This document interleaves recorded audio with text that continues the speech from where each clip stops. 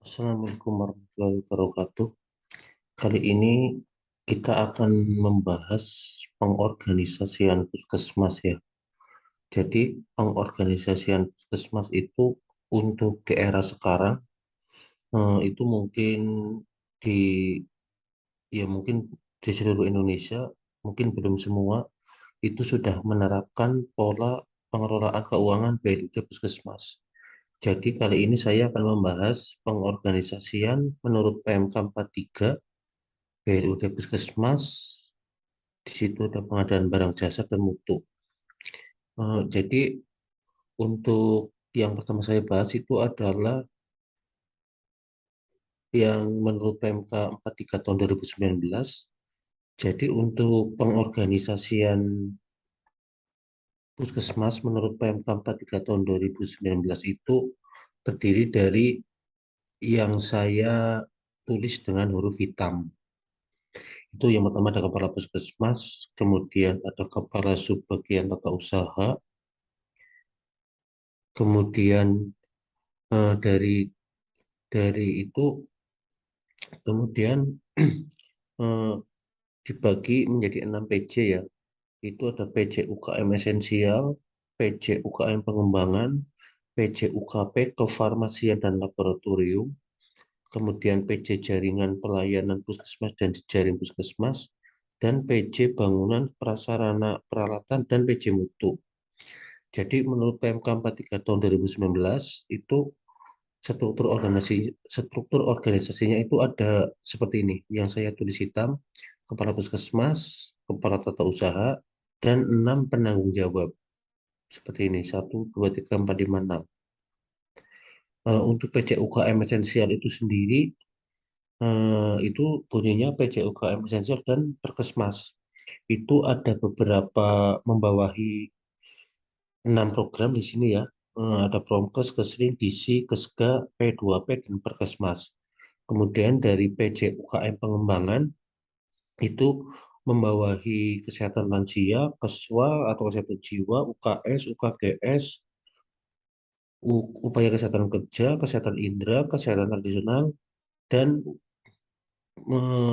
UKM pengembangan yang lain yang memang di puskesmas itu diadakan.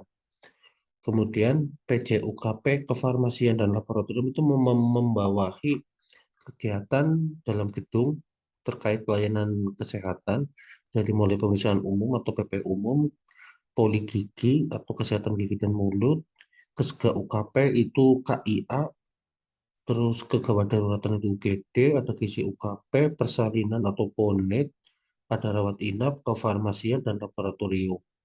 Kemudian dari PJ jaringan pelayanan puskesmas dan jejaring itu membawahi pustu, puskesmas pembantu, puskesmas keliling, praktek bidan desa, dan jejaring puskesmas.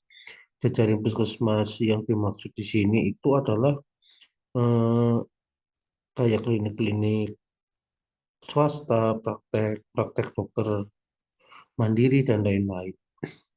Kemudian PJ bangunan prasarana dan peralatan itu bertanggung jawab pada ketersediaan, kemudian inventaris, perawatan, pemeliharaan, dan lain-lain, termasuk pelaporan.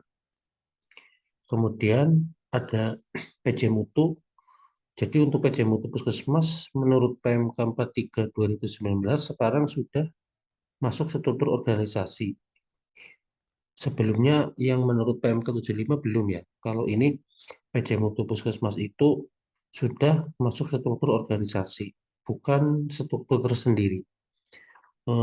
PJ Mutu Puskesmas sendiri itu membawai tim puskesmas yang terdiri dari di sini ada sekretaris atau dokumen kontrol ya, kemudian ada koordinator KP atau keselamatan pasien, koordinator PPI pencegahan dan pengendalian infeksi, koordinator MR itu manajemen risiko, koordinator AI itu audit internal, koordinator K3 itu kesehatan dan keselamatan kerja, kemudian koordinator mutu pelayanan kesehatan.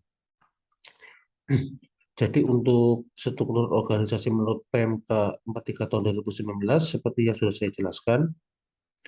Kemudian karena sekarang sebagian besar mungkin sudah BLUD Puskesmas, Jadi untuk struktur ini juga masuk di pola BLUD Puskesmas.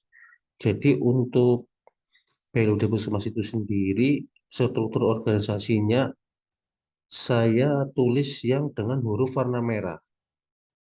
Jadi untuk BLUD Puskesmas itu sendiri terdiri yang pertama adalah pemimpin BLUD, kemudian membawahi pejabat teknis.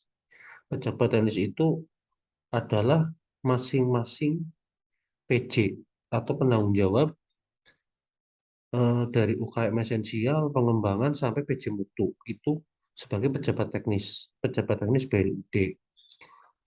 Kemudian ada pejabat keuangan BLUD itu membawahi bendahara penerimaan dan bendahara pengeluaran.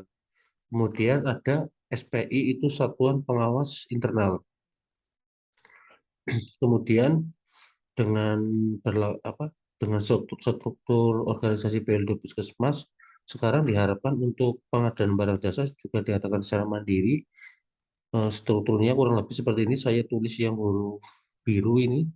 Kepala Puskesmas sebagai KPA atau kuasa pengguna anggaran, sekaligus sebagai PPKOM atau pejabat pembuat komitmen, dan membawahi pejabat pengadaan sama pejabat pemeriksa hasil pekerjaan. Itu satu paket ya untuk pengadaan barang jasa itu ada tiga, ada KPA, pejabat pengadaan, sama pejabat penerima hasil pekerjaan. Jadi di era sekarang untuk pengorganisasian puskesmas mungkin sebagian besar di Indonesia sudah seperti ini. Jadi mungkin teman-teman semua mungkin masih beberapa belum paham ya tentang pengorganisasian itu ada BLUD, ada mutu, ada barang jasa. Itu kurang lebih penjelasannya seperti ini. Jadi nanti untuk pengorganisasian diharapkan disusun seperti ini biar nanti lengkap alur koordinasinya. Sekian dari saya, semoga bermanfaat untuk video ini. Wassalamualaikum warahmatullahi wabarakatuh.